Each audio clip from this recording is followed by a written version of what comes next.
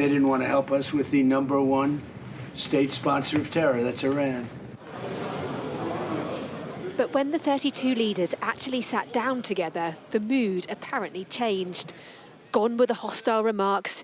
Instead, the allies, including the US, recommitted to defending each other and to keeping on spending more on their armed forces. Speaking afterwards, Trump described it as a bit of a love-in. They didn't respect us 2 years ago. They laughed at us. NATO laughed at us. Everybody laughed at us. They don't laugh anymore. If you could have seen the respect and the love in the room, and it's love really for the country, for our country. I don't want to say me because you'll say, oh, he's so conceited. He's such a conceited person. But they do. I mean, you know, they like the job I'm doing. They said, sir, we love you. Britain's Prime Minister, not obviously amorous, but certainly amicable. At the end, President Trump summed up and said that he was very pleased and welcomed the spirit of the meeting and the unity of the meeting. And therefore, in terms of what's the outcome here, and answering that question, is NATO stronger and more united coming out of this summit, then the answer is yes to that. As for why the turnaround in tone, a lot of it's down to this man, the head of the alliance, Mark Rutte, who's also known as the Trump whisperer.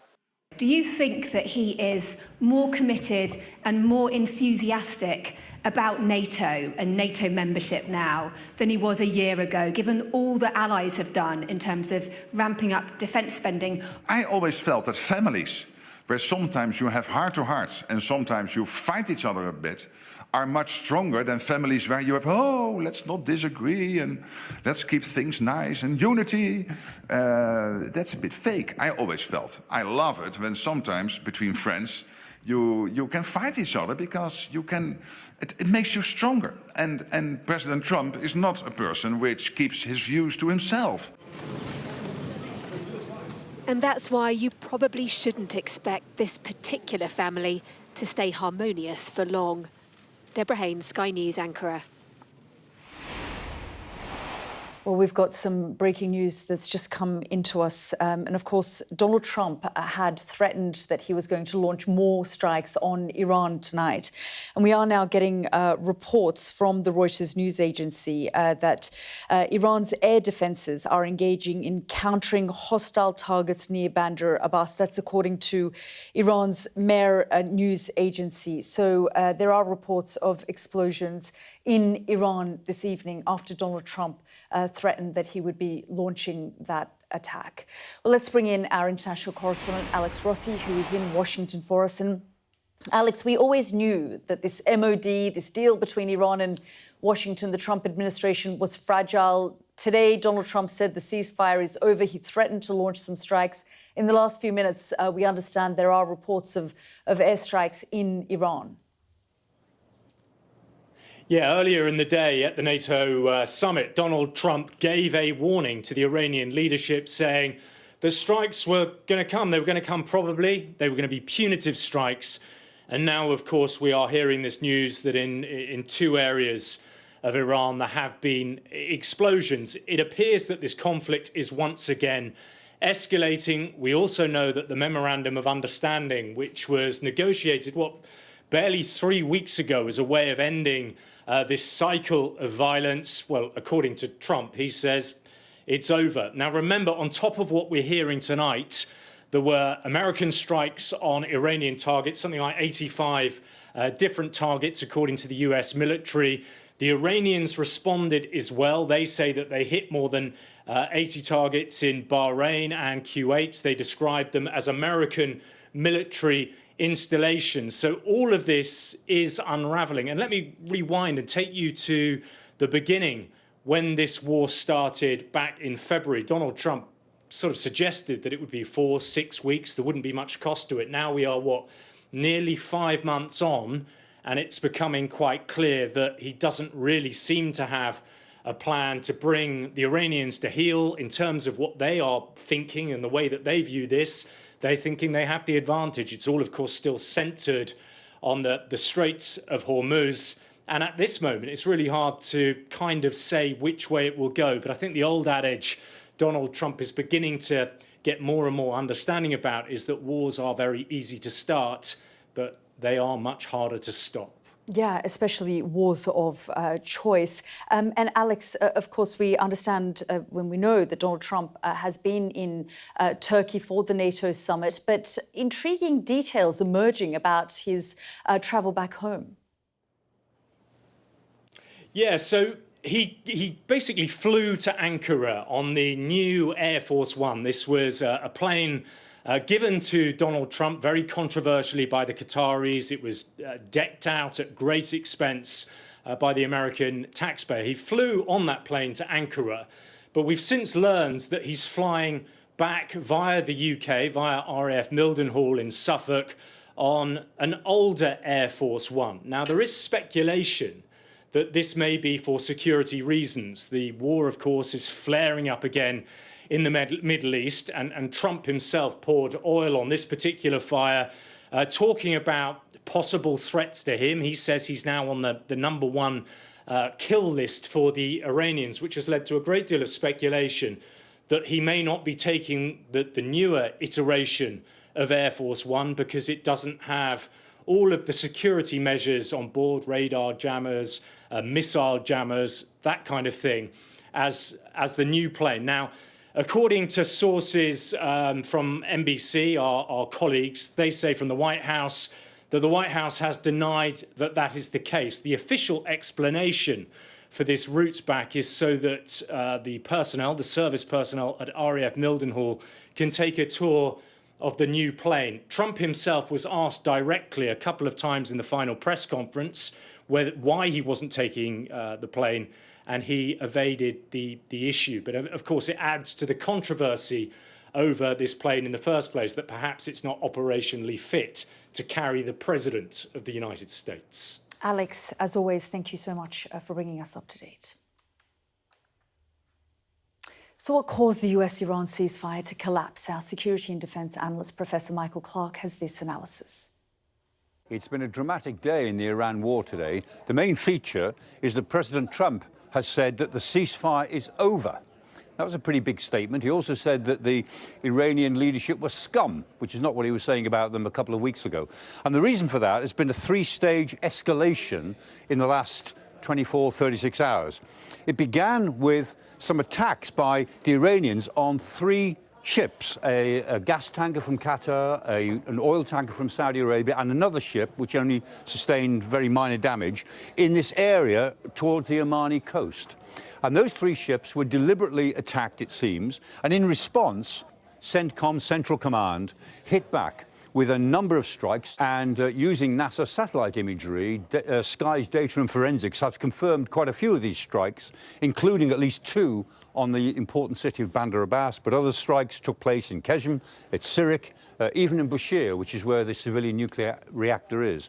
And these strikes by CENTCOM were not completely wild. They were intended to send a very important message to the Iranian leadership, which was that if you attack ships in the Strait of Hormuz, it will not be without consequence. These attacks were intended to be heavy, they're intended to be hurtful, but they're not a return to all-out bombing of the Iranian homeland. They were very specifically designed to hit missile sites, ships, launching sites, and radar installations. That's what they seem to have done. However, the Iranians then responded with their own retaliation, which is the 3rd stage of the process, by attacking American bases in Kuwait and Bahrain. And so they went for the Ali al-Salam air base in Kuwait, very important air base, and even more importantly, Al Jafir in Bahrain, which is the headquarters of the US 5th Fleet. So that's where we are for now. What has been the effect of all of that on the Strait of Hormuz? Well, here is some of the tracking data of ships, and you can see there a few ships are on their way, but interestingly, the ships that are moving are mainly moving on the Iranian side of the operation. They're doing what the Iranians want them to do and go north towards Larak Island, and nothing is going up and down over the Musandam Peninsula, which is the Omani route, which the Americans want everyone to take. It's very interesting. Let's have another look at that. Keep your eye open for the Leila Vadina, which is one ship which was on its way out on the American route. There it is, there's a Leila Vadina, gets up to the point there, turns around, comes back, turns its transponders off, just disappears from the radar. And you can see here that all the ships going in and out, none of them were using the American route. Normally, on an average day, there's about 130 ships coming and going through the Strait of Hormuz. In the last few days, not normal, about 50, other days 40, other days 41 ships have come and gone. In the last 12 hours, it looks like 20 ships have come and gone. And you can see that all of those who are coming in and out are doing what the Iranians want, not what the Americans want. So this material shows us, at the moment, the Iranians are more in control of the Strait of Hormuz than the Americans are. And that plays out in the politics of the whole operation, which is why President Trump seems to have said that the ceasefire is over. If both sides are expecting the other side to cheat, if both sides are waiting for the other side to cheat, then the most minor incidents get blown out of proportion, they get overinterpreted. And when that happens, there is a tendency for both sides then to act preemptively. I think that's where we are now. That's Professor Michael Clark there with that analysis. Well, I've been speaking to John Feiner, who was a senior national security advisor to Joe Biden until he left the White House. I asked him for his reaction to Donald Trump's remarks on Iran, calling its leaders scum. So I think we're learning a lesson we should have already known, which is that when you launch an unnecessary war, a war that you choose, and it doesn't go well, which they tend not to when they're wars of choice, often the peace also does not go very well. And in this case, the diplomacy to try to end the war was handled fairly amateurishly by people who were part-time diplomats, not full-time experts. And the result was a document, a ceasefire, that is not clear the two sides actually had a meeting of the minds and understood exactly what had been agreed in the same way. And so I think you're going to see a period for the foreseeable future in which there are these periodic skirmishes, rhetorical clashes like the one that took place today. And the war will be over in the sense that we will not go back to full-scale conflict, but not over in the sense that we are not going to go back to the way things were before. A lot of analysts I've spoken to have said, you know, Iran doesn't necessarily have the upper hand, but when you see them again today threatening to close the Strait of Hormuz, and we know this is, for the president, this is something he doesn't want to see happening, given the impact it has on the global economy. They, on some level, do have the upper hand, do they not? To me, it just depends by what you mean by the upper hand. Because if you mean militarily, could Iran win a fight with the United States military? They obviously can't. Iran suffered significantly greater military losses than the United States did in the course of the conflict, although the losses to the United States were more significant than the U.S. government revealed. But if you mean who can weather pain, who can tolerate the pain of conflict and economic pain better, the United States or Iran, I think Iran rightly believes that they are better positioned to withstand that pain. Remember, when the war ended, quote unquote, and President Trump went out and said we have a ceasefire, and he was asked why did he bring this war to an end when he didn't get the sorts of concessions on the nuclear program that he had demanded under a total surrender scenario, he said, I don't want to be Herbert Hoover. I don't want to be a president who presides over a period of massive economic dislocation, maybe even depression in the United States, which was an acknowledgement that Iran has the ability to hurt the United States economically, and that has not changed. And of course, you know, you talked about the fact that this is a war of choice for the United States, and we know that it isn't for Iran. This is it's about survival of the regime, and for them, winning meant being able to just stand and survive. Yes, absolutely. And one of the things we're learning, not just in Iran, but also on the battlefield in Ukraine, is that a country that is attacked, that faces an existential threat, even if from a bigger, more powerful, ostensibly adversary, is more motivated to fight and tends to be more willing to go further to try to achieve its own survival. And the standard for survival for Iran in this conflict was relatively low. Continue the regime. That is basically the standard they set, and they have met that standard. You were involved in the JCPOA, the nuclear agreement under the Obama administration. I mean, in the end, that was dead in the water. We can now see that Donald Trump's MOU is very thin and bare. What do you think from your experience? I mean, where do the two sides need to get so that this doesn't become the new normal, where we are currently? So I think the problem is diplomatically, we're basically back to where we were before the war, except so many things have changed. Now Iran has this new tool that it can use, this new leverage that it has over the global economy by closing the strait. But we're back to where we were before the war in the sense that Iran has actually not made any meaningful diplomatic concessions when it comes to its nuclear program. That was sort of relegated to phase 2 of the discussions, of the negotiations. My view is we'll probably never get to a phase 2 of the nuclear deal. Iran does not seem inclined to make the kinds of concessions that would be required to get phase 2 completed, where Iran would get this massive reconstruction fund, $300 billion, where Iran would get actually all U.S. sanctions lifted. Something the Trump administration put on the table that was never even contemplated under the JCPOA, under the Iran nuclear deal that President Obama did.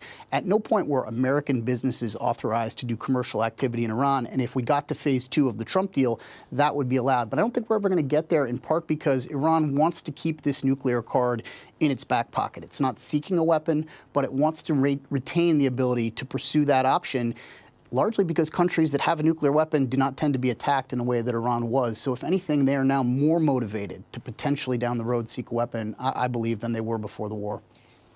I mean, we've talked a lot over the last few months about the war, analysing it, the way it was executed, who's responsible for that. Obviously, Donald Trump and his administration are responsible for the way in which they launched the war, but the execution of it, I mean, do you believe that the US military has a lot to answer for? Because, they've been in the region for decades, and when you ask them questions about, okay, what's going to happen with the Strait of Hormuz, it feels like there was a mad scramble in terms of what the strategy, what the plan was, what needed to be done. So I think there's going to be a tendency on the part of people who wanted this war to happen to believe that it's a failure of execution as opposed to a failure of conception.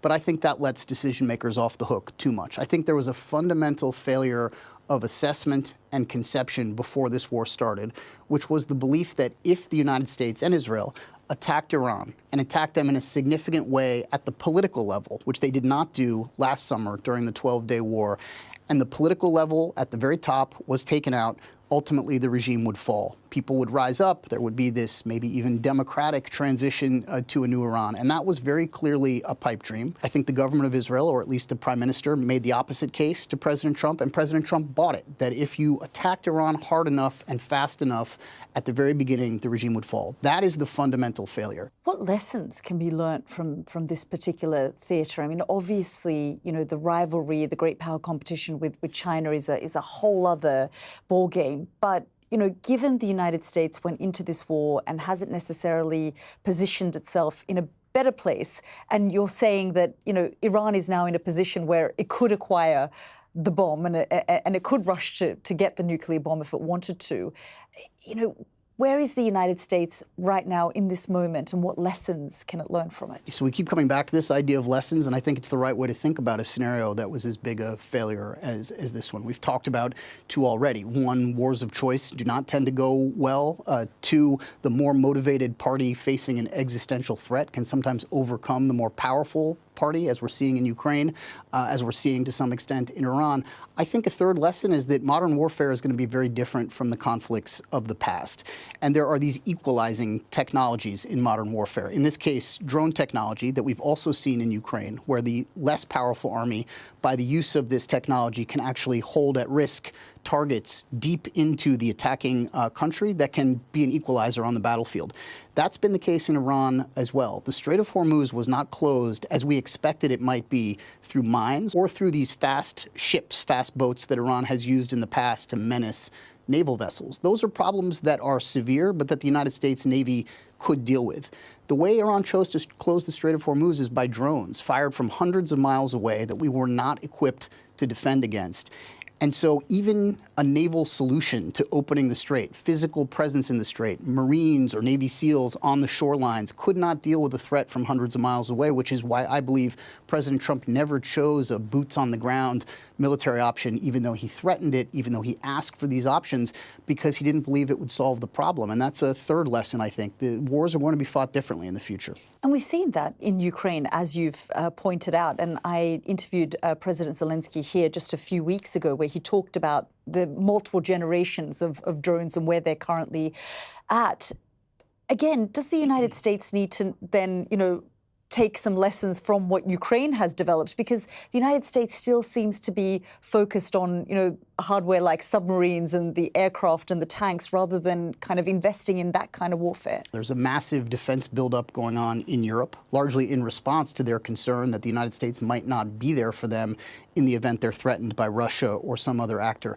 I think a lot of that money is being spent, more of that money than probably should be, on traditional systems, tanks and aircraft and munitions and the like, and probably too little on these new innovative systems that are doing so well and being so effective on the battlefield in Ukraine. And what America does not have experience with on the battlefield until this Iran conflict is the use of autonomous systems like drones against a very capable adversary that also deploys these systems. The Ukrainians now know how to do this. We should be bringing Ukrainian battlefield commanders to the United States, to Europe, debriefing them, understanding the tactics, the doctrine, and incorporating it into our systems.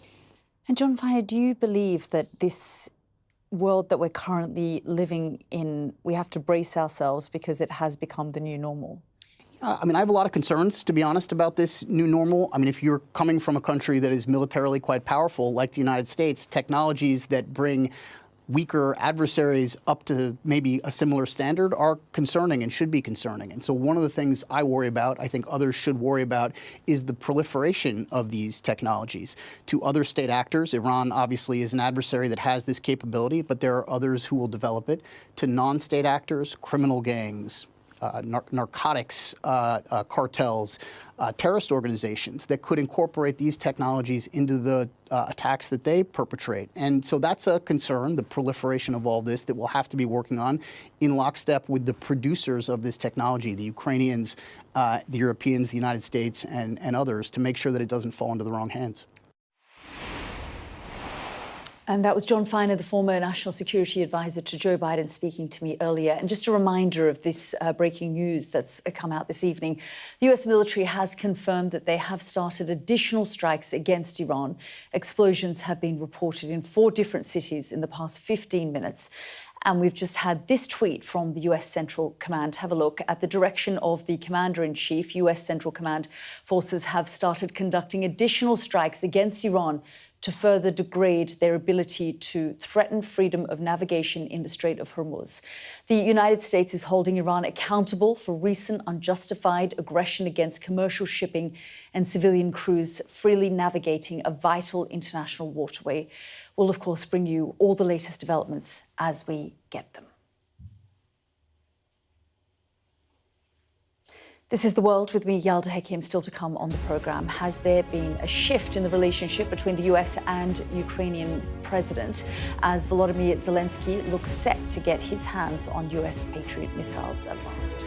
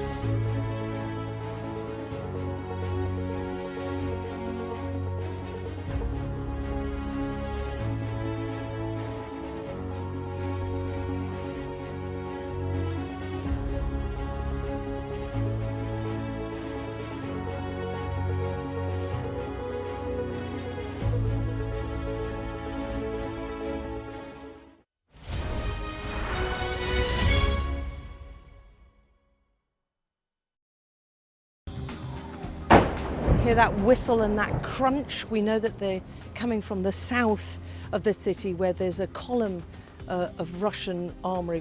I'm Alex Crawford and I'm Sky's special correspondent based in Istanbul. Look at that sheet of flames, and that has happened within minutes, and now it's coming from both sides and it's moving this way.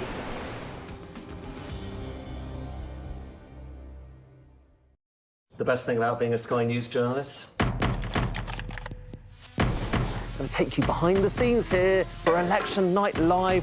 They have gone up and up. Being a Sky News journalist. Ed Conway, Sky News, is anyone going to talk to us?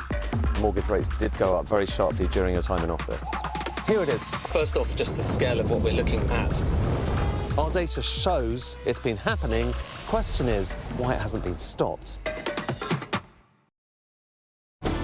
Jubilation in the streets, while some emotional.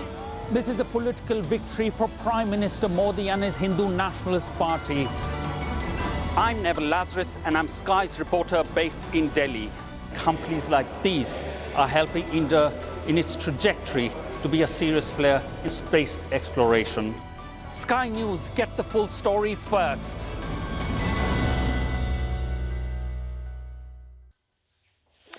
More now on that NATO summit in Ankara, and while the Iran war was the main talking point today, there was also a significant development in the war in Ukraine. President Zelensky has been pleading with the US for months for permission to manufacture the American Patriot missile defense system. Today, Donald Trump appeared to grant that wish.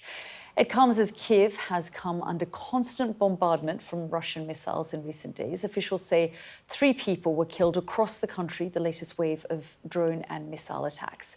It's fair to say the relationship between the American and Ukrainian president has been a bit rocky, to say the least. But today, there were definite signs of a big improvement. Let's have a listen. We've actually developed a good relationship. It's hard to believe, right? From the Oval Office to now, I think we've developed a very good relationship. You're gambling with the lives of millions of people. You're gambling with World War III. I think I have a very good relationship with President Zelensky. Yeah, you look good. I said the same thing. Yeah, looks good. I said the one that attacked you last time. See, now he's in. I remember. Mr. President, do you still think that Mr. Zelensky is a dictator? Did I say that? I can't believe I said that. Next question. I hope we have more good relations. We're going to have. Oh, I see. Well, joining me now is the former Russian Prime Minister, Mikhail Kasyanov. Former Prime Minister, really good to see you. I mean, just looking at that video and reflecting on that relationship and how far it's come, there would have been moments where Moscow, the Kremlin, would have been quite happy at seeing President Zelensky humiliated in that way by Donald Trump. But surely, in this moment, they're thinking, you know, Zelensky is getting what he wants from Donald Trump. Yeah, I think just during the last few months, the situation is being changed. It's being changed, and the so-called, as in Moscow they say, the spirit of anchorage, which they always wanted to be implemented. Nobody knows what it was, but they were dreaming about this. But today, of course, all these hopes that Donald Trump will continue praising Zelensky, all those hopes disappeared. And now I think just nervousness is growing in Moscow, and especially as Donald Trump promised today just to pass on just license to produce missiles for Patriot systems, which is very important for Ukraine. And I think Ukraine and all us in Europe should be happy just, again, Donald Trump reconfirmed, I would say, consistent support of Ukraine. That is absolutely the great signal to Putin. How do you think Putin is reading this now? Because there's been so much debate over the course of the last 3-4 years about whether Ukraine could use Western, especially American military hardware to strike deep inside Russia. Exactly. That has shifted and changed. Ukraine is doing that almost every other day. Yeah. How is Putin reading this, do you think? Yeah, that's already, I would put this way, that the whole situation started to change in Russia. And Western pressure and consistent support of Ukraine and problems inside Russia, Putin started pressing internet access, and he touched the part of population which we can call middle class, people living in big cities. Before, they lived as nothing happening around. special operation, whatever emergencies things doing, and some special people just dealing with this. Now, because of the strikes, war came to territory of Russia, even to Moscow, and pressing on these ordinary people who were just keeping, just, I would say, closing their eyes and not wanting to understand in reality what's going on, their government killing civilians, etc., etc. Now, they started criticizing. Even people loyal to Putin started criticizing him for all this pressure inside. Now, just problems with the gasoline, additional impetus on this. As you say, he's cut the internet. The population is starting to feel the drone strikes on Moscow, on St. Petersburg. It's come to their cities. The gasoline prices have gone up. The economy, the West wanted it to collapse. It hasn't, but it's not doing as well as it has in previous years. Do you think Vladimir Putin is personally starting to feel the pressure? Absolutely. I think Mr. Putin wants to end the war. But he was dreaming and continued to dream that his conditions could be accepted. But his conditions of ending the war, it means capitulation of Ukraine. What he wanted just Donald Trump to praise Zelensky, it didn't happen. Now, 4 years, sanctions imposed, and economy started to degrade. In fact, we already have 2 quarters of the stagnation in the economy, and Putin understands this. And the deficit is growing, not terribly, it's not dramatic yet, but problems growing every day. That's why, and he also, additionally, he has a lack of manpower. Now he cannot replace all these not recoverable losses in the battlefield.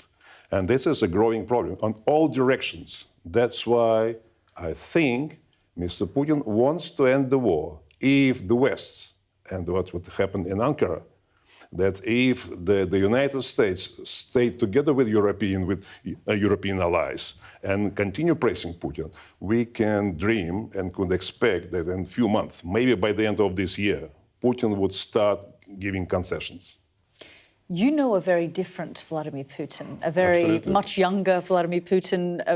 Sort of his approach to the West was very, very different from the man that you probably see today. Yes, and that time, just when we worked together, we had excellent relations with Europe. We have excellent relations with the United States. We were dreaming just to be, I personally, just being a second person in the country, I publicly saying I was dreaming just that Russia soon would be a full-fledged member of NATO. Putin just in more softer way said, I don't exclude. But that was just expectations. And then Putin started to change. And in fact, he, I would say, predicted he wanted to be seen as devoted to democratic principles, but appeared to be KGB agent couldn't be changed. And now it's real Putin, completely different what he was 20 years ago. You say that he is feeling the pressure and he may try and end this war by December. But do you think he very much sees bringing Ukraine back, you know, into Rus, the old empire? Do you think he sees that as part of his legacy and he's going to try to the end? This is part of his legacy. He needs to raise his legitimacy. Because people started to understand for being in power for 25 years, changing constitution every time and being so re-elected, whatever, the people already understand that's tied up already on this, so they're enough. And that's why, for Putin, it's important, a victorious war, just to raise his legitimacy. He did it, he managed to achieve this when he annexed Crimea.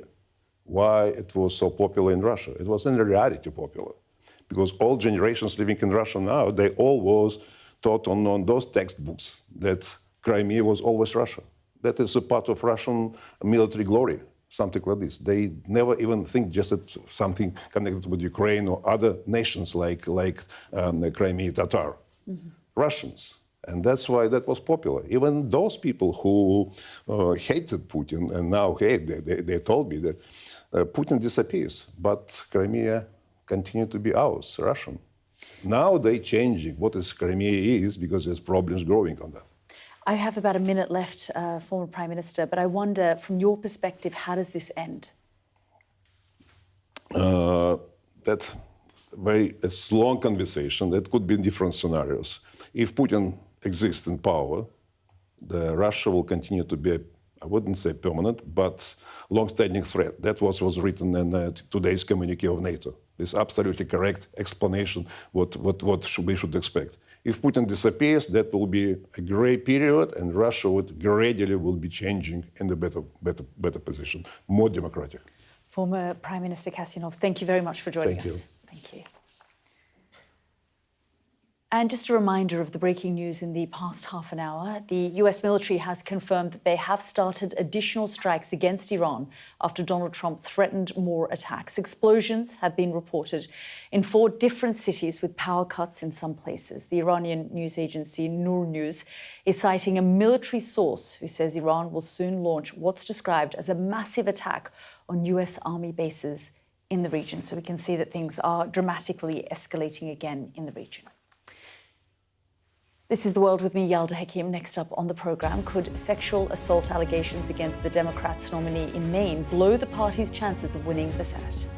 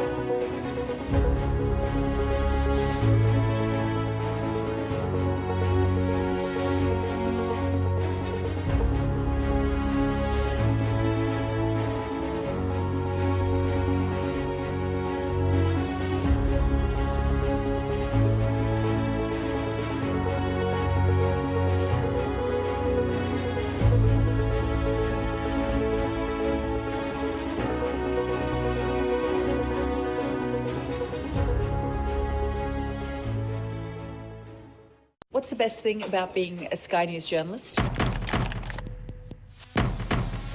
Who's funnier? Being a Sky News journalist. A special edition of The World with me, Yalda Hakim. Pakistan had the right to respond. You're like, what? Historic day here today. Congratulations. This is a huge moment. But what happens now?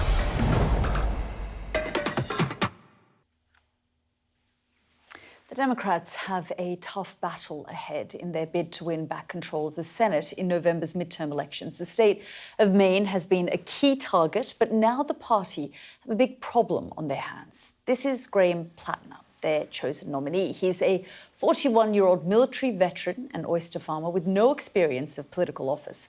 And he now faces a number of allegations of sexual assault, accusations he denies. Senior members of his party have called on him to step down.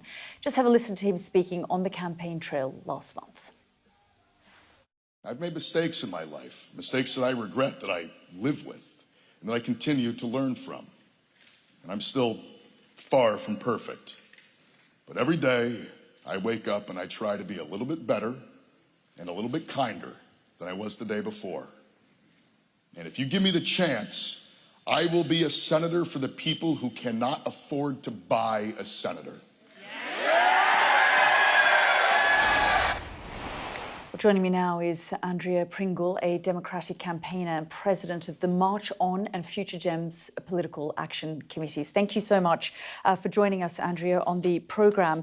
Your organisation, March On Pact, has withdrawn its endorsement of Graham Plattner. But just tell me when that happened. And obviously it was off the back of this accusation by Politico. Thank you for having me. Yeah, we released a statement, I think it was yesterday. Things are just, time is just collapsing. Everything's happening so fast.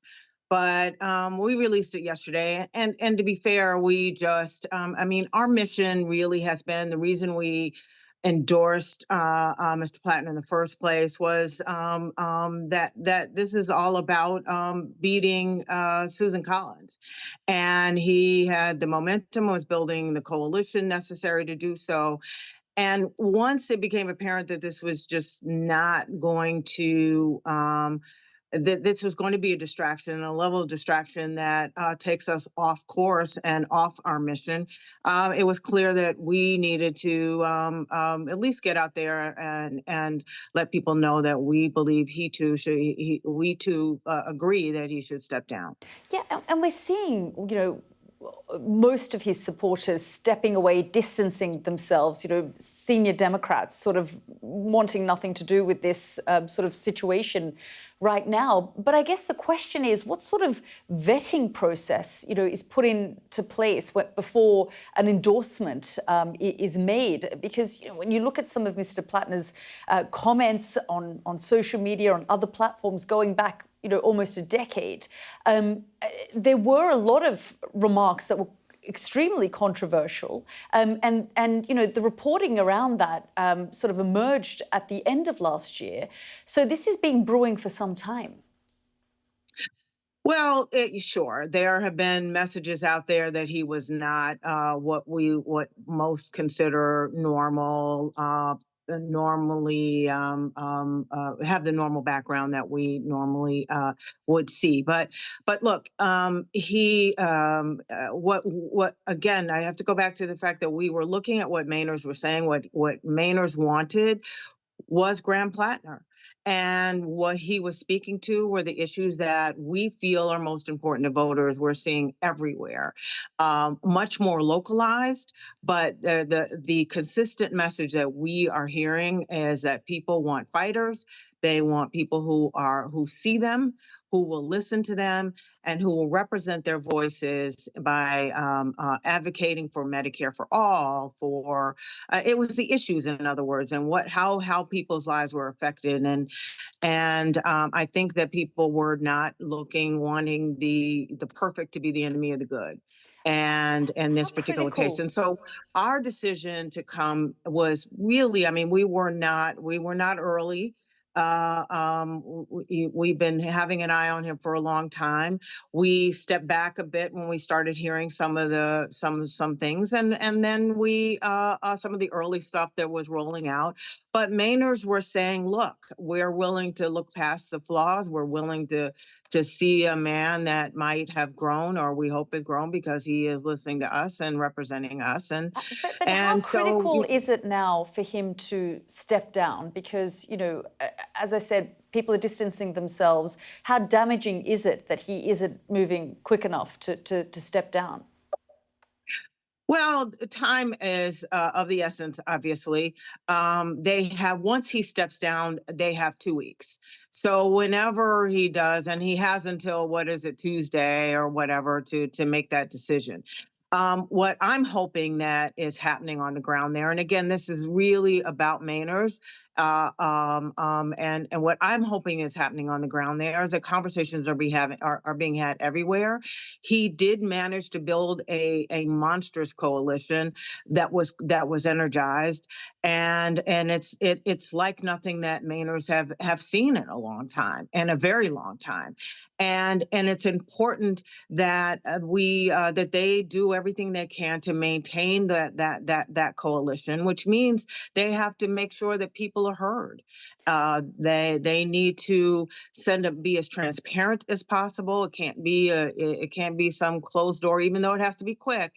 It needs to appear that like everyone is at the table, and that's what I'm hoping they're doing. They're taking the time to do in this time period. I am hearing that maybe that might be some of what is holding him back. That he wants to ensure that it isn't about him. It's about the mission, which is to defeat Susan Collins. Yeah, but right now it has become about him. Andrea Pringle, we're really grateful for your time. Thank you. Thank you. Just a reminder that the latest episode of the World podcast is out now. After my trip to Havana last week, I've been focused on the humanitarian crisis in Cuba after Donald Trump's blockade. Just scan the QR code on your screen or find the episode wherever you get your podcasts. Well, I've been speaking to the president of Cuba. Could his country be Donald Trump's next target? You can also watch my full interview on YouTube by scanning the code on your screen now. This is The World with me, Yalda Hakim. Next up on the programme, Miami Heat. England warm up for their World Cup quarter-final showdown with Norway.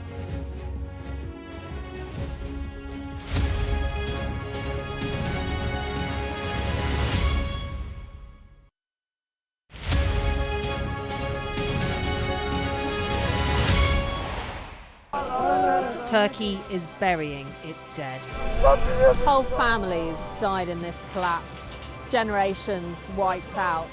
I'm Siobhan Robbins, Sky's Europe correspondent based here in Berlin. This is just a small sample of the deadly arsenal taken off the streets. Anyone could say, I'll do that, and then have to go and shoot someone. Yes. Sky News, get the full story first. Okay, there's a lot of firing going on. Can you explain to me why? We're journalists, sir.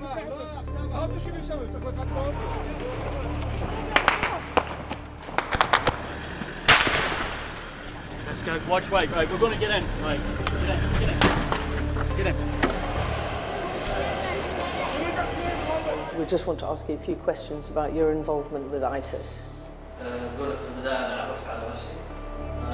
Next step for them quite often is getting on a boat and sailing illegally over into Europe. Es un solo procesamiento, una sola sacada.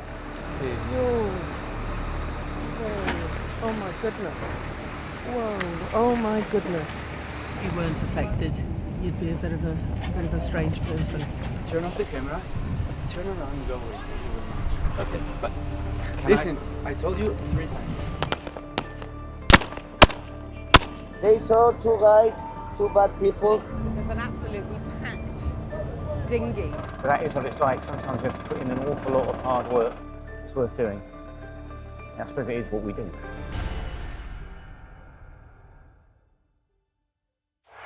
Our app gives you the very best of Sky News wherever you are. Breaking news, videos and analysis. Evidence of the crisis. Podcasts, watching us live. I'm live in Jerusalem. Wherever you get your podcast. All in one place and all at just the touch of a screen. The Sky News app. Get the full story first.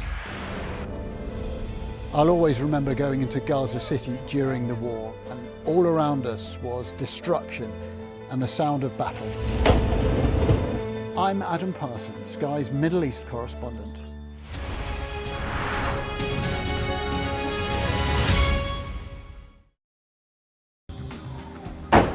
Hear that whistle and that crunch? We know that they're coming from the south of the city where there's a column of Russian armoury. I'm Alex Crawford and I'm Sky's special correspondent based in Istanbul. Look at that sheet of flames, and that has happened within minutes, and now it's coming from both sides. And it's moving this way.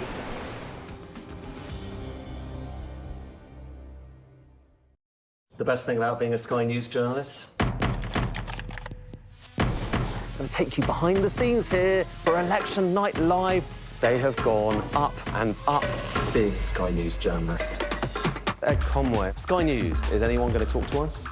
Mortgage rates did go up very sharply during your time in office. Here it is. First off, just the scale of what we're looking at. Our data shows it's been happening. Question is, why it hasn't been stopped. Football fans will be facing withdrawal symptoms today. There are no World Cup matches being played, but the tournament steps up a gear tomorrow night with France facing Morocco in the first of the quarter-finals. England take on Norway on Saturday night, of course. The England squad have been preparing for that crunch clash in Miami by training in the heat in Kansas City today. Lots of sunscreen being applied as Harry Kane and the rest of the squad return to the training pitch after a couple of well-earned days off following that historic victory in Mexico. Here's what England forward Morgan Rogers said at a news conference this evening. Have a listen. To win that way, I think, showed to the world that we can win in different types of ways with different atmospheres, different environments that you have to go through as a team, and to do that, I think gives us a lot of confidence, but I think gives the fans back home and everyone that extra bit of belief that no matter how the game's going, we'll find a way, and we've got the ability to find a way. So I think that's the most important thing coming from the game. Morgan Rogers there. Now, before we go, let's just take you back to the NATO summit in Ankara. It's fair to say that President Trump is not immune to the occasional gaffe, and today was no exception. Just have a listen. They made up a phony word that they used. They said affordability. They're the ones that caused the affordability prices. I did JC, POC. What a terrible deal. I call it the Obama nuclear waste deal. How do you plan to get the nuclear material and the nuclear assurances that you want? Well, we've already got the nuclear material because it's so far underground, nobody's going to be able to get it except us. We had 111 missiles shot by the Islamic Republic of Japan, Islamic Republic of Japan, Islamic Republic of Japan. Maybe you would. Would you go to Moscow?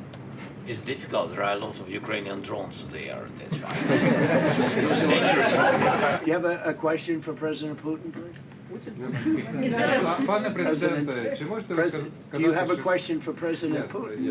Not Zelensky. Yeah, what would you like to ask him? Because I'm going to ask him that question. Well, he also promised more strikes against Iran, and in the past hour, the US military has confirmed that they have resumed attacks. Explosions have been reported in 4 different Iranian cities. One local news agency is reporting that Iran will soon launch what's described as a massive attack on US army bases in the region. We'll continue to monitor that story throughout the evening. Well, that's it from me tonight. We'll be back tomorrow at 9 o'clock. The Wrap with Barbara is up next. Goodbye.